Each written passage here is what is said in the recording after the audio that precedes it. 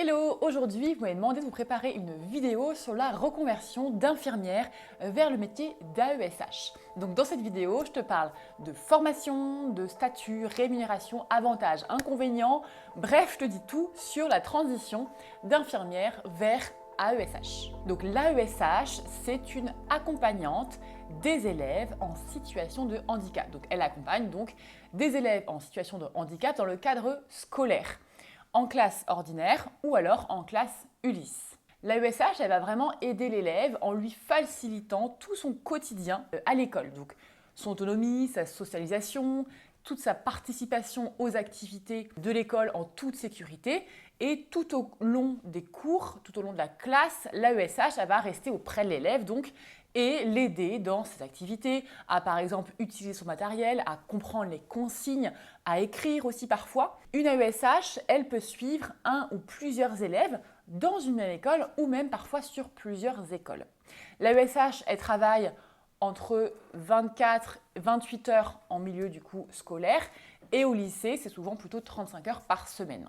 Donc pour accéder au métier d'AESH, il y a deux conditions d'accès: être titulaire du bac ou d'un diplôme équivalent, ou alors justifier d'au moins 9 mois d'expérience professionnelle dans le domaine de l'accompagnement des élèves en situation de handicap, ou encore détenir un diplôme dans l'aide à la personne. Donc voilà, toutes ces conditions sont remplies quand on est évidemment infirmière, puisqu'on a le bac et puisqu'on a du coup cette expérience. Il n'y a pas forcément de passerelles qui sont possibles, mais si on a l'expérience dans le monde du handicap, du coup, c'est bon également.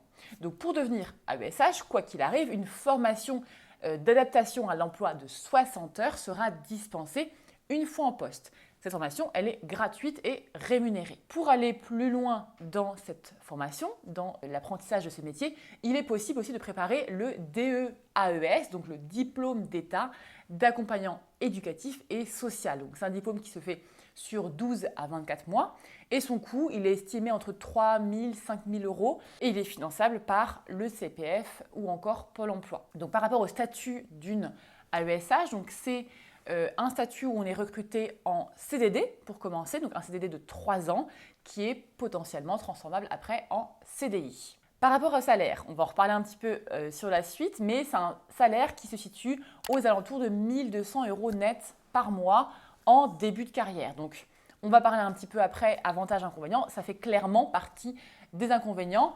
Une solution pour compenser ce salaire, ce serait éventuellement de faire de l'intérim en tant qu'IDE pendant les vacances scolaires, puisque du coup on a un rythme qui se cale sur les vacances scolaires, donc comme le suggère par exemple Blandine, une infirmière de la communauté Charlotte-K.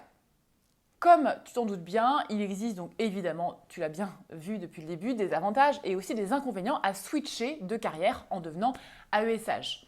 Donc avant de te partager les avantages et les inconvénients, je voudrais juste faire un petit rappel sur la notion de compétences transférables, qui est une notion qui me tient à cœur. Les compétences transférables, c'est en fait toutes les compétences que tu as déjà actuellement dans ton métier, donc dans ton métier d'infirmière, notamment si tu m'écoutes aujourd'hui, et que tu vas pouvoir transférer vers un futur métier. Et ça, j'aime bien le rappeler parce que j'entends encore trop souvent des infirmières me dire « je ne sais être qu'infirmière ». Donc, il y a des compétences qui sont transférables de ton métier à un futur métier.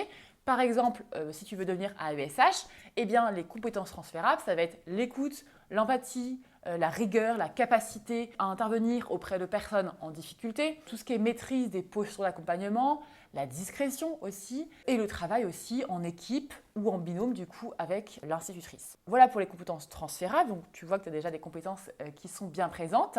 Maintenant par rapport aux avantages qu'on peut voir pour cette transition, alors les plus gros avantages, c'est de te caler sur le rythme et les horaires scolaires. Voilà, c'est le gros avantage, le gros atout de cette transition et c'est ce qui plaît d'ailleurs aux infirmières qui partent vers ce métier. Ensuite, c'est un métier dans lequel on a une certaine sécurité puisque, comme je disais, c'est un CDD de 3 ans qui peut déboucher ensuite sur un CDI.